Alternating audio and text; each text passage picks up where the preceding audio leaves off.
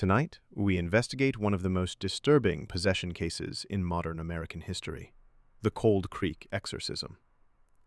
A case the Catholic Church refuses to acknowledge, a police department accused of hiding evidence, and a family that disappeared, leaving behind nothing but a house and whispers in the dark. Cold Creek, Indiana. Population 2,972. A small farming town where everyone knows everyone. It's the kind of place where people leave their doors unlocked, where Sunday church bells echo across empty streets, and where secrets are buried deep. In June 2006, James Miller, his wife Linda, and their 22-year-old daughter Emily moved into 112 Ashwood Lane, a modest two-story farmhouse surrounded by thick woods. Locals warned them not to buy it. Some said the property was unlucky. Others whispered that no family had stayed longer than 2 years. What the Millers didn't know was that their dream home sat on a foundation of tragedies stretching back nearly a century. Local historian Howard Tully claims the Ashwood property was built over an unmarked cemetery dating back to 1873. Several previous owners reported violent disturbances, recurring nightmares, and multiple unexplained illnesses. 4 families abandoned the home before 2006. Cold Creek Gazette, 1994. We lasted 6 months. Doors would slam, the smell of rotten meat would fill the hallways, and at night you'd hear footsteps on the stairs. But no one was there. At first we laughed it off. New house, old wiring, noisy pipes. But then Emily started waking up at exactly 3:15 every night, screaming. September 5th, 2006. Emily began keeping a diary. Her first entries seemed harmless, adjusting to the new town, missing her friends. But by mid-September, her tone shifted. The shadows are longer here. There's something wrong with this place. I hear him whisper when the lights go out. At first, James and Linda assumed Emily was just stressed, adjusting to a new environment. But within weeks, her personality began to change. She stopped eating dinner with the family. She avoided her parents. And on several nights, Linda found her standing motionless in the hallway, staring at the basement door. October 2nd, 2006. At 2:40 a.m., James Miller woke to the sound of footsteps creaking downstairs. Assuming Emily had gone for a drink, he went down, but found her standing in the basement doorway, unresponsive, whispering something repeatedly. She kept saying it, over and over. He's waiting down there. When he tried to move her, she screamed violently and scratched his arms. That same night, Linda found long, dark claw marks etched into the basement wall, deep enough to expose the wood beneath. 2 days later, Emily locked herself in her bedroom. When James broke down the door, they found words carved into the plaster with something sharp. He comes when the lights go out. She claimed she didn't remember doing it. Doctors at Cold Creek Medical Center diagnosed stress-induced dissociation and prescribed medication, but things only got worse. Emily, are you okay? Who are you talking to? He says he wants me. By mid-October, Emily stopped sleeping entirely. She claimed a shadow stood in her room every night. She scratched deep wounds into her arms and blamed him. One diary entry, later recovered, read, "It's not my voice anymore. He's inside me. He wants out." October 17th, 2006. Neighbors called 911 after hearing inhuman screaming from the Miller home. Recovered police dispatch audio. Unit 3 responding to Ashwood Lane, possible domestic disturbance. Caller reports growling sounds inside the residence. When police entered the house, they found Emily restrained to her bed, thrashing violently, her voice unnaturally deep. Officer David Harris, interview 2007. I swear to God, her voice wasn't human, and when I stepped into that room, it felt like something was breathing down my neck. October 23rd, 2006. Emily Miller was no longer the girl her parents remembered.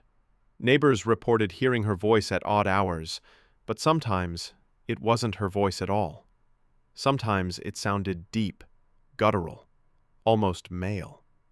Linda Miller described one night when she found Emily standing in the kitchen, her head tilted unnaturally, whispering into the darkness.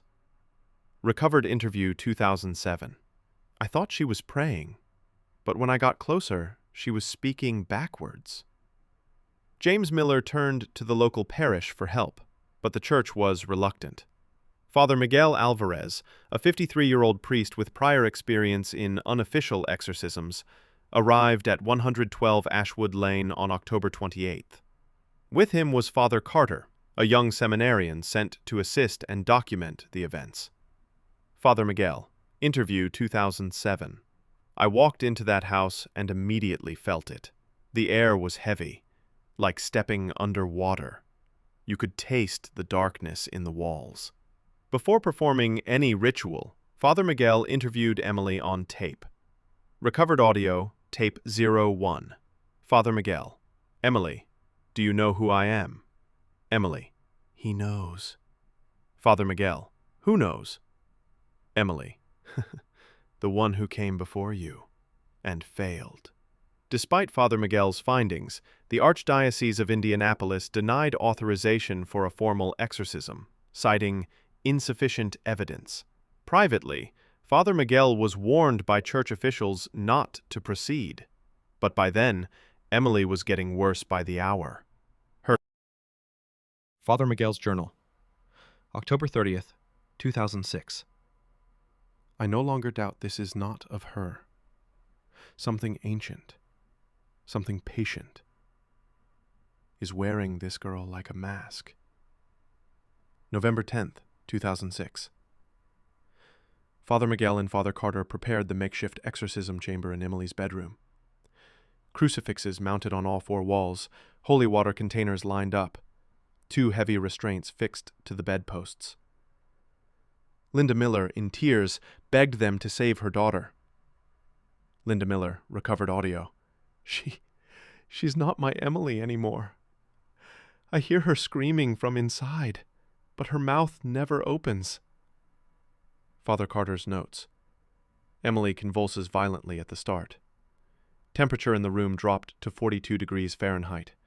Windows cracked from inside pressure. We placed the crucifix on her chest. She screamed so loud the recorder overloaded Father Miguel. In the name of the Father, the Son, and the Holy Spirit, I command thee. Emily, distorted voice. There is no God here. Suddenly, the lights blew out. Father Carter reported feeling hands around his throat, though no one was near him. Emily's body levitated roughly 6 inches off the bed. Her restraints stretched so violently one bedpost snapped in half. Recovered tape 03. Timestamp 002114.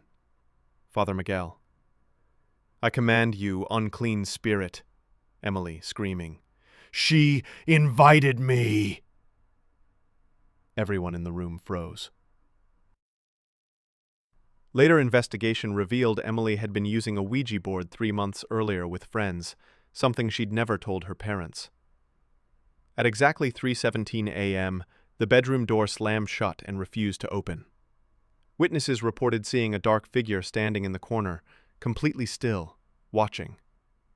Suddenly, every crucifix in the room turned upside down. Father Miguel, shaking but determined, placed the crucifix against Emily's forehead. She stopped moving instantly. Then, in a voice that was not hers, he's almost free. Police reports later confirmed that the main exorcism recording, tape 04, contained a 43-minute blackout where the device stopped functioning entirely. But during interviews, Father Carter claimed that in those 43 minutes, something entered the room. Father Carter, interview 2007. I swear to God, it wasn't human. Tall, thin, no face, just shadows. It stood right behind Father Miguel, whispering into his ear. Father Miguel suffered a massive cardiac arrest minutes later. He survived, but never performed another exorcism again. By sunrise, Emily lay unconscious. Doctors rushed her to Cold Creek Medical Center. Her heartbeat was faint, her temperature dangerously low, and she slipped into a coma for 3 days. The farmhouse at 112 Ashwood Lane remains empty. Officially. But locals claim lights flicker inside at night. Some say screaming can still be heard on cold November evenings. And according to county records, a new family moved in last year. No one's seen them since. 2 weeks ago, a local realtor entered 112 Ashwood Lane and found fresh carvings on the basement wall. He never left.